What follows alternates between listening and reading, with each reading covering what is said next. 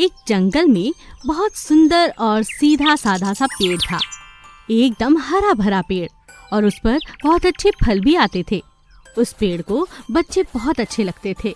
उस जंगल के रास्ते से बच्चे स्कूल की तरफ जाते थे और पेड़ रास्ते से स्कूल जाते हुए बच्चों को अक्सर देखा करता था। आओ बच्चों, आओ मेरी शाखाओं पर बैठ जाओ। तुम मेरी शाखाओं पर चढ़कर खेल भी सकते हो। अरे नहीं नहीं, कोई इस पेड़ पर मत चढ़ो, मुझे तो ये भूत लगता है। अगर हम इस पेड़ पर चढ़ गए कहीं ये हमें पकड़ ना ले। नहीं नहीं बच्चों, मुझसे डरो मत, मुझे तो बच्चे बहुत अच्छे लगते हैं। तुम सब स्कूल में पढ़ने जाते हो, क्या तुम मुझे भी पढ़ाओगे? उन बच्चों में एक लड़का मोहन होता है। सारे बच्चे चले जाते हैं, मोहन वहीं रुक जाता है और पेड़ से कहता है, सुनो मेरे प्यारे पेड़, मुझे तुम बहुत अच्छे लगे। क्या मैं तुम्हारी शाखाओं पर चढ़ सकता हूँ और फल खा सकता हूँ? हाँ हाँ, मुझे बहुत खुशी होगी। आओ आओ, तुम मेरी शाखाओं पर झूला झूलो, खेलो, मुझे बहुत अच्छा लगेगा। बस तुम थोड़ा सा गणित सिखा दो। गणित? तुम सीखना चाहते हो? क्यों? क्या करोगे? ये जो मेरी शाखाओं पर फल आते हैं ना, मुझे इन्हें गिनना होता है। अच्छा चलो बोलो, 1 2 3 4। 1 2 3 4। वाह, ये तो बहुत आसान है। 1 2 3 4। 1 2 3 4। बस ऐसे ही करते करते पेड़ और मोहन बहुत अच्छे दोस्त बन जाते हैं। ऐसे ही मोहन बड़ा होता चला गया। एक दिन पेड़ मोहन से कहता है, मोहन, तुमने मुझे गणित बहुत अच्छे से सिखा दिया। अगर मैं तुम्हारे कभी किसी काम आ सकूं तो मुझे बहुत अच्छा लगेगा। एक बार बहुत दिन हो जाते हैं, मोहन पेड़ के पास नहीं आता। पेड़ बहुत उदास हो जाता है और मोहन का इंतजार करने लगता है। अरे मोहन, तुम आ गए, मैं तुम्हारा ही इंतजार कर रहा था। प्यारे पेड़, तुम मेरे दोस्त हो ना? मैं तुम्हारे फल लेकर अपना व्यापार शुरू करना चाहता हूँ। हाँ हाँ मोहन, तुम मेरे दोस्त हो, तुम मेरे फल ले जाओ, अपना व्यापार शुरू करो। मोहन पेड़ के फल लेकर अपने फलों का व्यापार शुरू कर लेता है और बहुत अमीर हो जाता है। फिर एक दिन मोहन पेड़ से मिलने आता है। मेरे प्यारे पेड़, आज मैं तुम्हारी वजह से इतना अमीर हो गया हूँ। मैं यही चाहता हूँ कि तुम हमेशा खुश रहो। उसके बाद मोहन कई सालों तक पेड़ से मिलने नहीं आता। जब वो आता है तो देखता है कि पेड़ की शाखाएं किसी ने काट दी हैं। पेड़ की सिर्फ जड़ बची है। देखो मोहन, देखो, इंसान कितना मतलबी है। जो लोग राह चलते मेरी तरफ कभी देखते भी नहीं थे, आज वो अपने मतलब के लिए मेरी शाखाएं काट कर ले चुके हैं। अब तो मेरे फल भी नहीं आते। मेरे प्यारे पेड़, तुम कल भी मेरे दोस्त थे और आज भी मेरे दोस्त हो। मैं यूं ही तुम्हें हमेशा मिलने आऊंगा। मुझे माफ कर दो। जादुई पेड़ और मुर्गी का अंडा। लाली नाम की एक बहुत प्यारी मुर्गी थी। बहुत जल्दी वो अंडे देने वाली थी, लेकिन उसे ये चिंता हमेशा रहती कि अगर उसने अंडे दिए तो कोई ना कोई व्यापारी या फिर कोई लालची इंसान उसके अंडों को चुरा कर खा जाएगा और वो अपने बच्चों से कभी नहीं मिल पाएगी।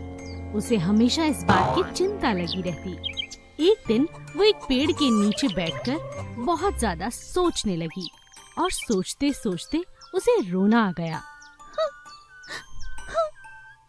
क्या करूं?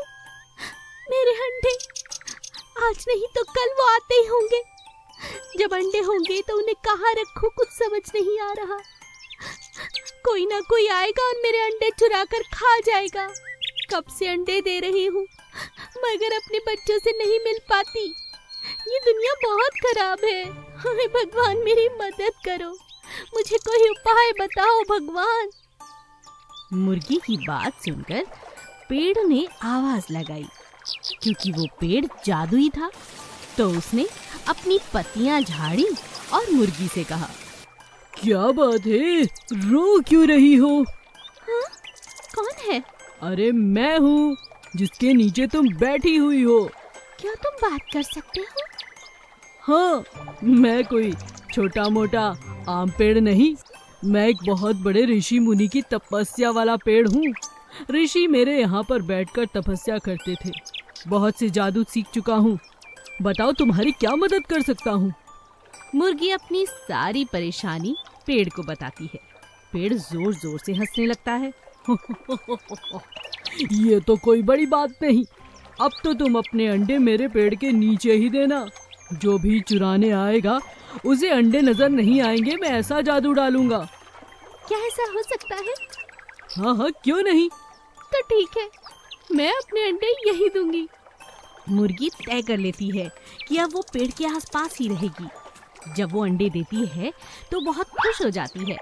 पेड़ दिन रात उनका ध्यान रखता है। अगर किसी की अंडों पर नजर भी पड़ती तो उन्हें पास आने पर अंडे नजर ही नहीं आते। जैसे ही बच्चे बाहर आते हैं, मुर्गी बहुत खुश हो जाती है। तुम्हारा बहुत बहुत धन्यवाद। मेरे तीनों बच्चे बिल्कुल सलामत हैं। अब मैं अपने गांव लौट रही हूँ। जादुई पेड़, तुम मेरे सबसे अच्छे दोस्त हो। मैं तुम्हें राखी बांधना चाहती हूँ। पेड़ बहुत भावुक हो जाता है। मुर्गी एक बड़ा सा धागा लेकर पेड़ पर बांध देती है और उसे अलविदा कह देती है और खुशी खुशी अपने घर वापस आ जाती है। जंगल के पास में एक बहुत सुंदर बागीचा था, जहाँ पर बहुत सारे आम के पेड़ थे। वहाँ पर एक पेड़ था जिस पर बहुत ही रसीले मीठे आम आया करते थे। उसी पेड़ के बगल में एक छोटा सा पेड़ था जिसके ऊपर एक काले रंग का कौवा रहा करता था। मगर उस पेड़ के ऊपर अभी बिल्कुल भी आम आने शुरू नहीं हुए थे। काला कौवा बहुत प्यारा था। सबको बहुत प्यार से, आदर से, सम्मान से बात करता था। क्या बात है? कहाँ जा रही हो लोमड़ी? कुछ नहीं, अपनी मौसी के घर जा रही हूँ। कैसे हो तुम? मैं ठीक हूँ। अच्छा, ध्यान रखना, बारिश का मौसम हो रहा है। ठीक है कालू भाई। कालू इसी तरह सबके साथ हंसी खुशी रहा करता था। एक दिन अचानक एक बड़ा सा कौवा उस बागीचे में आकर रहने लगा। ये बागीचा तो रसीले आमों से भरा पड़ा है। किसी को यहाँ पर खाना है तो मेरी इजाजत लेनी होगी। वो दुष्ट काला कौवा हर किसी को परेशान करने लगा। हर कोई वहाँ से गुजरते हुए 100 बार सोचता। एक दिन कालू के पास वो नया वाला बड़ा कौवा आकर कहता है, तू यहाँ कब से रह रहा है? चल निकल यहाँ से। आज के बाद ये बागीचा बस मेरा होगा, समझा? ये तुम कैसी बातें कर रहे हो? मैं यहाँ बरसों से रह रहा हूँ और ये बागीचा किसी का नहीं, ये हम सबका है। दोनों में लड़ाई शुरू हो गई। बड़ा काला कौवा छोटे मासूम कौवे को घायल कर देता है और अपने पेड़ पर जाकर बैठ जाता है। यह सब रसीला आम का बड़ा पेड़ देख रहा था। रसीला पेड़ कालू को आवाज लगाकर कहता है, सुनो कालू, मेरे पास आओ। कालू हैरान रह जाता है। क्या ये पेड़ से आवाज आ रही है? हाँ हाँ, मैं बोल रहा हूँ। मेरे अंदर जादुई शक्तियाँ आ चुकी हैं। अब तो बरसों से यहाँ पर रह रहा हूँ ना। तुम मेरी शक्तियों का इस्तेमाल करो। आज के बाद सिर्फ और सिर्फ मेरे आम खाना। मेरे आम खाओगे तो बहुत सारी शक्ति तुम्हारे अंदर आ जाएगी और इस बड़े काले कौवे को मार गिराओगे। कालू कौवा यही करता है। अब वो दिन रात सारे रसीले बड़े बड़े आम खाने लगा। धीरे धीरे उसके अंदर शक्ति बढ़ गई और एक दिन युद्ध के दौरान उसने बड़े कालू कौवे को मार गिराया और सारे जंगल और बागीचे को उस दुष्ट कौवे से निजात मिल गई। गरीब का सोने का सेब का पेड़। एक गांव में चंदू नाम का एक आदमी रहता था। वो बहुत गरीब था। वो पास के गांवों में लोगों के खेतों में काम करके अपनी रोजी रोटी कमाया करता था। सभी लोग उसे मेहनत मजदूरी दिया करते थे और खाने को खाना भी दिया करते थे। लेकिन जगन सेठ बहुत ही चालाक था।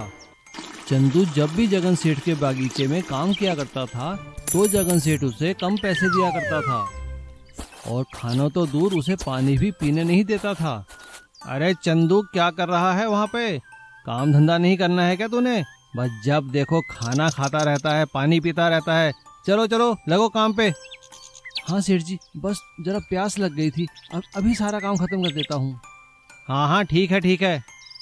एक दिन जगन सेठ जब अपने गोदाम में पौधे देख रहा था, तभी उसकी नजर वहाँ पड़े सेब के सूखे पौधों पर पड़ी।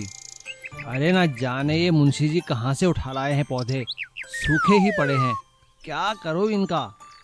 तभी वहाँ पर चंदू आता है और वो जगन सेठ से कहता है, सेठ जी सारा काम खत्म हो गया है, आप मुझे मेरी मजदूरी दे दीजिए, मैं चलूँ फिर। तभी सेब के सूखे पौधों को देखकर जगन सेठ को एक आइडिया आता है और वो चंदू से कहता है, अच्छा इधर आ, एक काम कर, ये सेब के पौधे हैं, ले जा इन्हें अपने आंगन में लगा लेना। सेठ जी मैं इन पौधों का क्या करूँगा, ये तो वैसे ही सूखे हैं। ले जाने हैं तो ले जा, वरना जा यहाँ से, कुछ नहीं मिलेगा। चंदू चुपचाप वो सेब के सूखे पौधे उठाता है और अपने घर के आंगन में जाकर लगा देता है। वो उन पौधों की बड़े अच्छे से देखभाल करता है।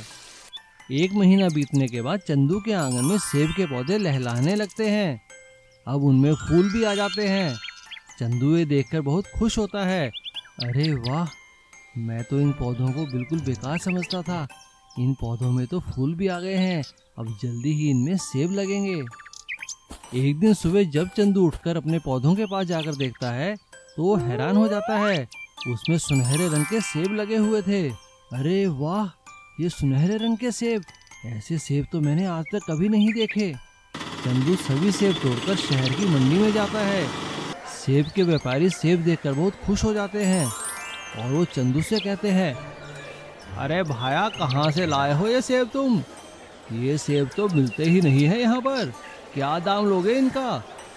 सेठ जी जो देना है दे दीजिए। अब भैया मैं तो इनका 1 लाख रुपए दूंगा। क्या कहा, 1 लाख रुपया? अच्छा ठीक है, 2 लाख ले लो। चंदू हैरान हो जाता है और 2 लाख में वो सभी से व्यापारी को बेच देता है और वो पैसे लेकर घर आता है। लेकिन अगले सुबह वो देखकर फिर हैरान हो जाता है, क्योंकि सुनहरे सेब फिर से पेड़ों में लगे थे। इस तरह से सुनहरे सेब बेचकर चंदू की बहुत अच्छी आमदनी होती है। चंदू की इस तरह से कमाई होते देखकर जगन सेठ अपना सिर पीट लेता है। अरे मैंने ये क्या कर दिया, मैंने तो सूखे पौधे समझकर इसे दिए थे, देखो तो ये तो मुझसे भी ज्यादा सेठ बन गया है। और इस तरह से उन सूखे जादुई सुनहरे सेब के पेड़ों ने चंदू की किस्मत ही पलट दी। इसीलिए कहते हैं, हमें किसी भी चीज को बेकार नहीं समझना चाहिए, उसकी अच्छे से देखभाल करनी चाहिए। नीता के आंगन में बहुत प्यारा एक अंगूर का बेल था। बहुत प्यारा पेड़ था वो। और उसी आंगन में नीता की बकरी भी बंधी रहती थी। बकरी दिन रात वहीं उस आंगन में रहती थी। एक दिन नीता स्कूल चली जाती है और पीछे से बकरी को खूंटे से बांधना भूल जाती है। नीता की बकरी धीरे धीरे अंगूर की बेल के पास जाती है और वहाँ से छोटे छोटे खट्टे अंगूर खाने लगती है।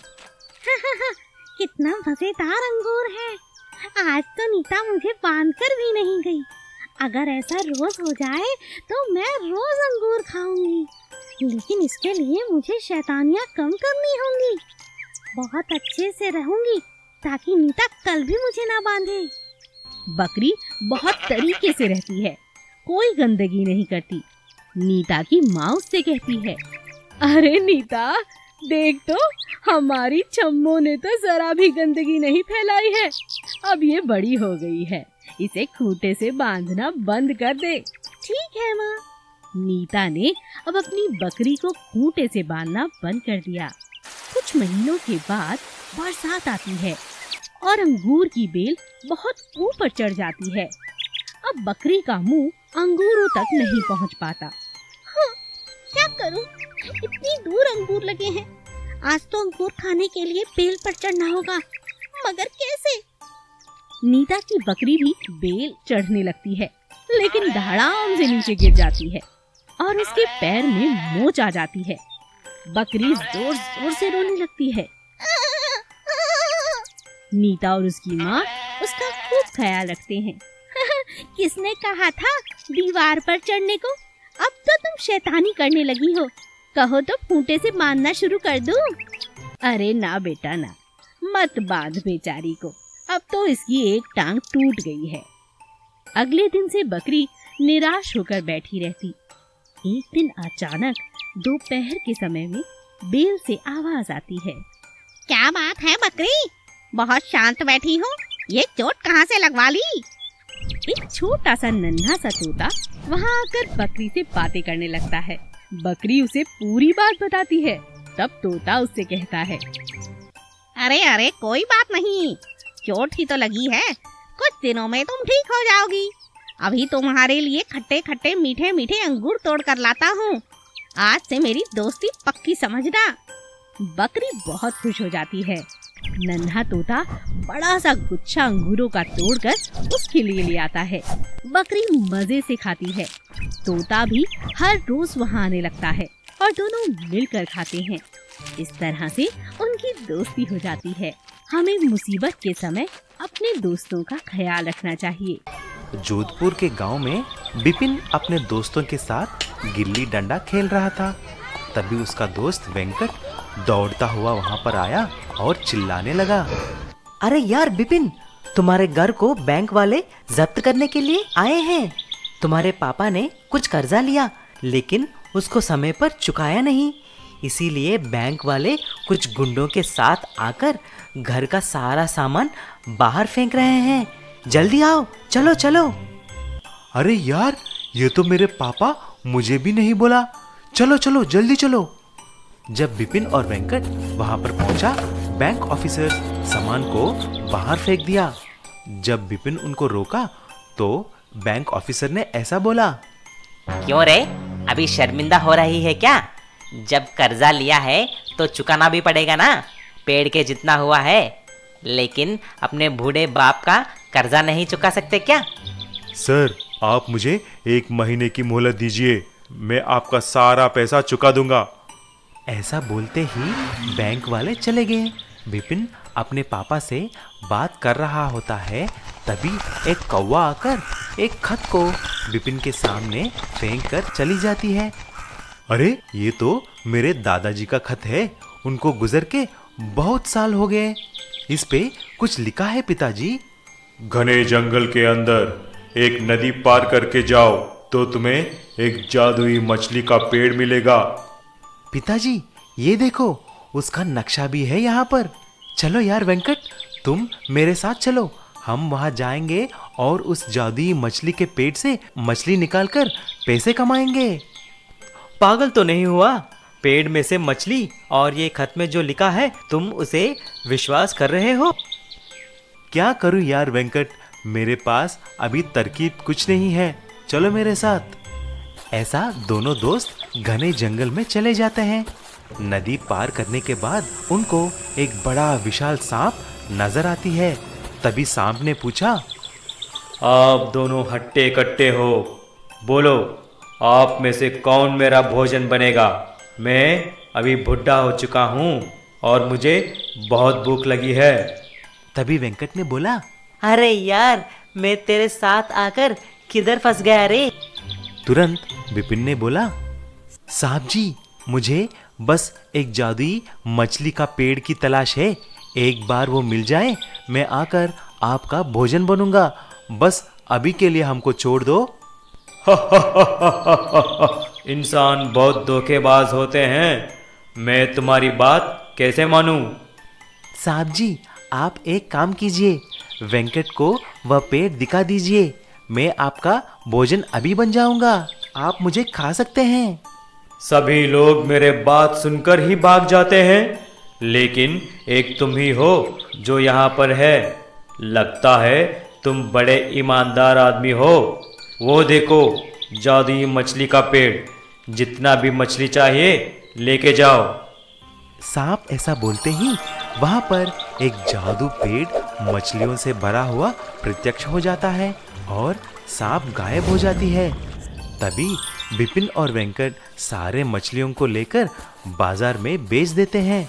ऐसा ही 1 महीने के अंदर बिपिन बैंक का सारा कर्जा भी चुका देता है और अपने बुजुर्गों का घर को बचा लेता है। चंदा की एक बहुत ही अच्छी आदत थी। वो जहाँ से पानी भरती थी उसके आसपास के बड़े बड़े पेड़ पौधों पर पहले पानी डालती, उसके बाद अपनी मटकी लेकर घर जाती। ये उसकी रोज की दिनचर्या का काम था। आसपास के बड़े बड़े वृक्ष हमेशा उसका इंतजार करते। चंदा आती ही होगी, आज बहुत प्यास लगी है, जल्दी आ जाए तो मजा आ जाए। हाँ भाई, तुम ठीक कहते हो, ये लड़की पूरे गांव में सबसे अच्छी है, हमेशा हर रोज हमें आकर यहाँ पर पानी देती है। कितने दिन हुए बरसात भी नहीं हुई, अगर चंदा ना होती तो हम सूख जाते। ठीक कहा तुमने। सभी पेड़ चंदा का इंतजार करते हैं। चंदा को देखकर हर पेड़ खुश हो जाता है। आ गई मैं। आज जरा खाना बनाने में देरी हो गई, इसीलिए अभी तुम सबको जल्दी से पानी दे देती हूँ। अरे अरे, बहुत गर्मी है। चंदा नदी से पानी भरती है और एक एक घड़ा हर पेड़ पर डाल देती है। हर पेड़ लहराने लगता है, खुशी से झूमने लगता है। अरे अरे अरे, देखो कैसे लहरा रहे हो। तुम्हारी तो खुशी का ठिकाना नहीं आम पेड़। क्यों ना हो, इतनी प्यास लगी थी और तुम आ गई। एक बहुत ही प्यार भरा रिश्ता चंदा का पेड़ों के साथ बन गया था।